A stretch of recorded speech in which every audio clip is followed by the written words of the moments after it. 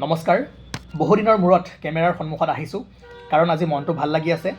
আপোনালোকৰ যেতিয়া কল পাওঁ, যেতিয়া আপোনালোকৰ মেছেজ পাওঁ যে ফাইনেল চিলেকশ্যন হৈ গ'ল বা আপোনালোকৰ নামটো যেতিয়া লিষ্টত দেখোঁ, তেতিয়া মনটো ভাল লাগে।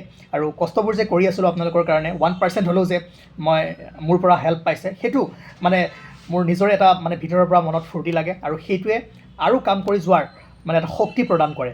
আৰু নিশ্চয় আপোনালোকে আজি ৰিজাল্ট পাইছে APSC water resource department junior engineer civil, আৰু বহুখিনি আমাৰ চিনাকি মানুহে চিলেকশ্যন হৈছে, ফাইনেল চিলেকশ্যন হৈছে, তেওঁলোকৰ কল পাইছোঁ, মেছেজ পাইছোঁ আৰু কিছুমানৰ নাম ফাইনেল লিষ্টত দেখিছোঁ।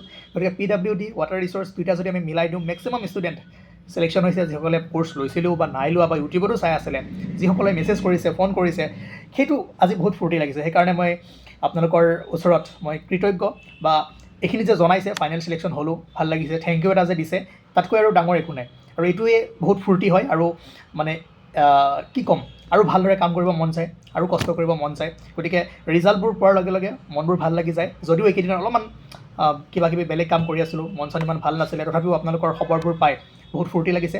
আৰু আশা কৰোঁ আপোনালোকে ভালদৰে পঢ়ি যাওক। আপকামিং এক্সামবোৰৰ কাৰণে যদি প্ৰিপেৰেশ্যন কৰি আছে, তেনেহ'লে ভালদৰে কৰক। উইদিন 2 months এক্সামবোৰ হ'ব।